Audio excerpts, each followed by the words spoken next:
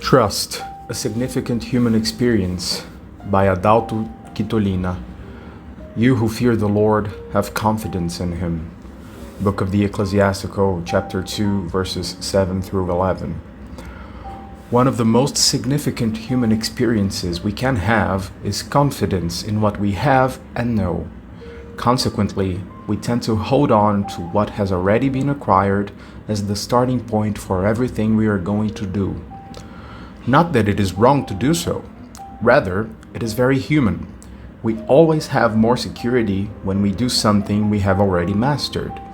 It doesn't scare a mother, for example, to have to raise and educate a child after having already done so with 2 or 3 others. But a mother who is raising a child for the first time will certainly be very insecure in her task, at least during the first days of her child's life. In other words, everything that we have already done generates security in us, and what is new to us usually arouses a feeling of fear and insecurity. This is why it is hard to face life with the conviction that, despite our security and knowledge, we do not have control of everything in our hands. In many circumstances, we need to walk almost groping into the unknown. Not rarely, despite all the experience we may have, we come across situations and moments in which all that has been accumulated by our knowledge is not enough. We have to surrender to what is beyond our control. This is when our fragile humanity becomes evident.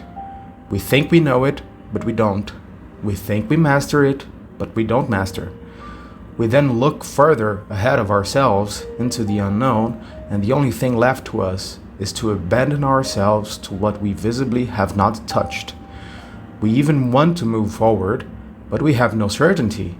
It seems that the whole construct crumbles and we find ourselves facing our nothingness.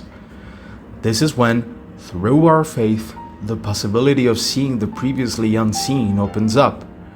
Nothing guarantees us anything anymore. No one can do anything for us anymore. We have only ourselves and before us the Lord. On these occasions, I often say, we are literally pushed towards divine providence. Whether it is the choice of our future, or the way of a difficulty we face, or the possibility of not having enough to eat, or not being able to meet our financial commitments, these are all situations beyond our control. Clarity and certainty in these moments are not always our companions. Those who enjoy a life of faith and trust in God will certainly still be able to glimpse a way out, even if it is unknown and not tangible. But those who do not have this possibility will certainly despair. Trusting in one's own strengths, knowing that one knows, and mastering certain abilities helps us a lot on our existential journey. However, there are times when this is not enough. We will need something more and bigger.